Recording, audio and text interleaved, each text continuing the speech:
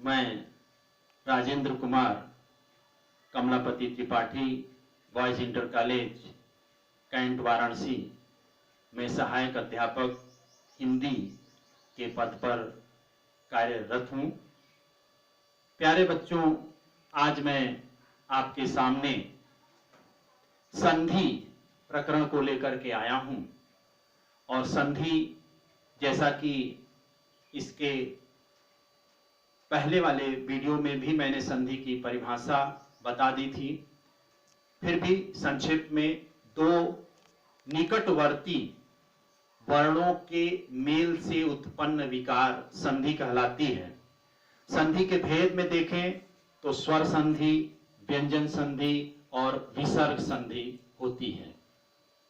उन तीनों के भेदों में से हमें केवल एक भेद, पहला स्वर संधि पढ़ना है।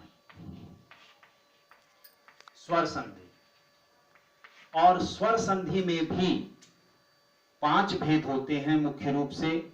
उन 5 भेदों में से हाई स्कूल यूपी बोर्ड की परीक्षा में केवल और केवल 2 संधियों को सम्मिलित किया गया है। वह है यण संधि और दूसरा है वृद्धि संधि।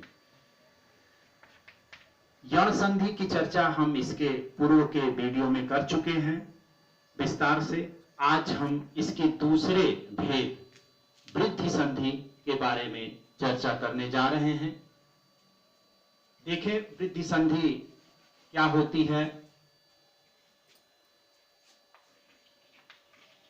वृद्धि संधि का जो सूत्र होता है वह वृद्धि रेचि, ये संस्कृत में आता है सूत्र।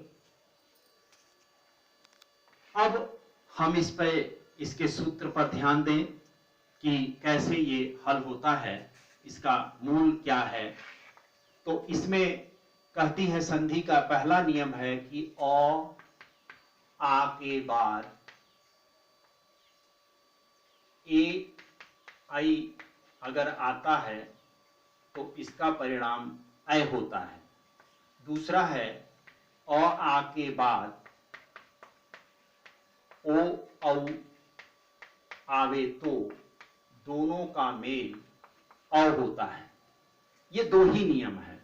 आप समझ रहे होंगे कि केवल 2 नियम नहीं, बल्कि एक नियम अपने आप में 4 नियमों को सन्निहित किए हुए है।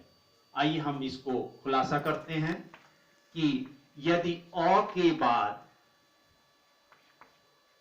ए आएगा तो इसका परिणाम ऐ होगा। यदि अ के बाद ऐ आएगा तो भी इसका परिणाम ऐ होगा। यदि आ के बाद ए आएगा तो भी परिणाम ऐ होगा। और यदि आ के बाद ऐ आए तो इसका भी परिणाम ऐ होगा। आप देख रहे होंगे ये 4 अलग अलग सूत्र हैं। अ के बाद ए आए तो ऐ, अ के बाद ऐ आए तो ऐ, आ के बाद ए आए तो ऐ, आ के बाद ऐ आए तो भी ऐ। मतलब हमें परिणाम हर जगह ऐ ही मिल रहा है। इसी को मैंने एक सूत्र में पिरो दिया है कि आ के बाद यदि ए ऐ आवे तो दोनों का परिणाम ऐ होता है। ठीक इसी प्रकार से इसको भी आप समझें कि यदि अ के बाद ओ आएगा तो औ, यदि अ के बाद औ आए तो भी औ, यदि आ के बाद ओ आए तो भी औ, और आ के बाद औ आए तो भी औ होता है। अब इस पर आधारित हम उदाहरण देखें। एक शब्द है नैव, नैव शब्द है। और संधि तो इतनी महत्वपूर्ण होती है कि संस्कृत में विशेष रूप से कि नैव का अर्थ हमें ज्ञात नहीं है, लेकिन जो ही हम संधि विच्छेद करते हैं अपने आप अर्थ सामने आ जाता है। नैव का संधि विच्छेद करने के लिए पहले हम इसको वर्ण विच्छेद करते हैं, वर्णों में तोड़ते हैं, स्वर व्यंजन को अलग अलग करते हैं। यहाँ नौ है, नौ में ऐ है, और फिर वो है, वो में ओ है। चार वर्ण निहित हैं नए वाले वर्ण में।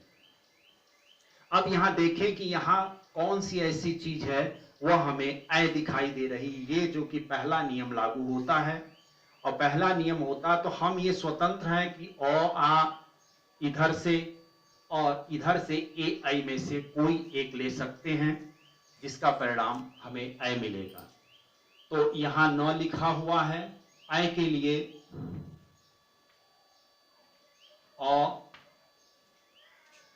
और इधर की तरफ ए ले लीजिए, और फिर इन दोनों ऐ के स्थान पर हमने अ और ए लिया, अ और ए लिया। मान लीजिए हम ये दो ले रहे हैं, और यहां ज्यों का त्यों हमने लिख दिया है।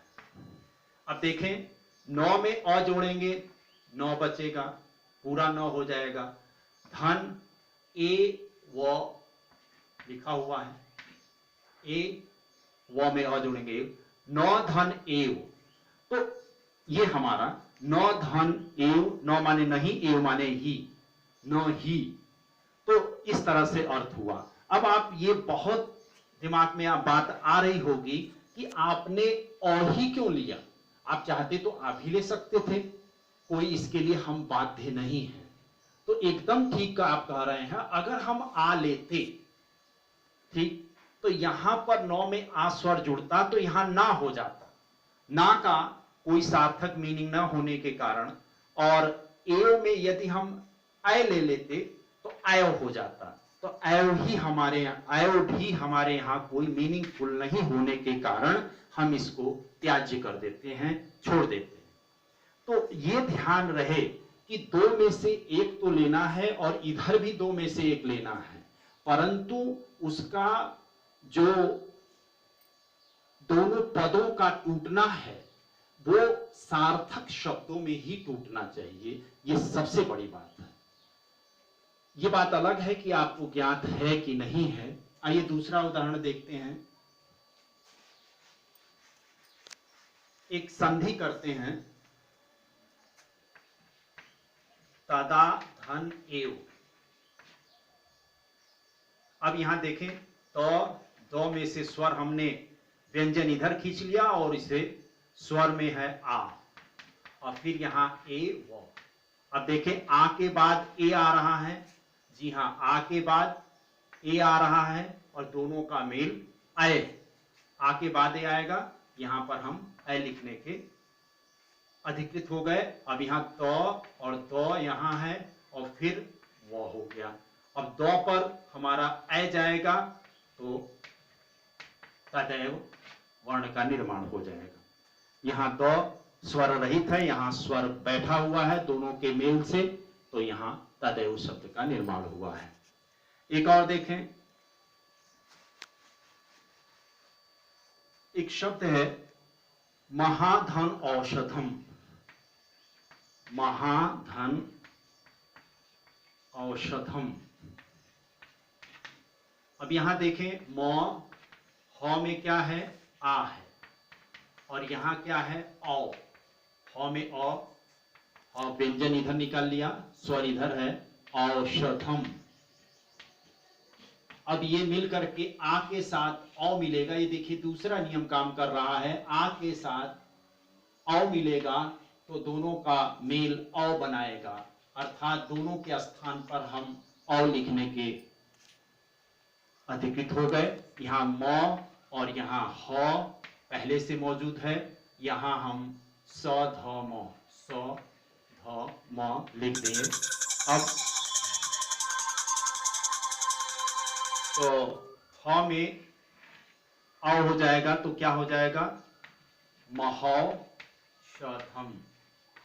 ये वर्ण का निर्माण हो गया। महाधन औषधम, महौषधम, ये बन गया। इसी तरह से एक और भी आप देख सकते हैं, वन धन औषधम, वन औषधम, या इसको वनौषधम को तोड़ा जाए, वनौषधम, तो क्या निकलता है? आप देखें, व में अ है, पुनः नौ में औ है, और श में अ है, ध में अ है, और तत्पश्चात म स्वर रहित है। अब यहां देखें हम, तो यहां कुल मिलाकर के हमें अ दिखाई दे रहा है जो यहां पर विद्यमान है। इस अ को तोड़ने के लिए व न पूरा कर देंगे, और यहां क्या क्या तोड़ेंगे? अ को तोड़ने के लिए हम यहां अ और यहां औ ले सकते हैं। यहां से अ, यहां से औ, और फिर श ध म पूरा लिख सकते हैं। हमने मात्र इसीलिए तोड़ा है ताकि यह समझ में आवे कि वह कौन सा वर्ड है जो यहां पर छिप के बैठा है, उसको हम निकाल सकें। तो 9 में अ जाएगा, व न पूरा हो जाएगा, और यहां आपका औषधम, ये है वन धन औषधम, वन औषधम, यह आपकी वृद्धि संधि हुई।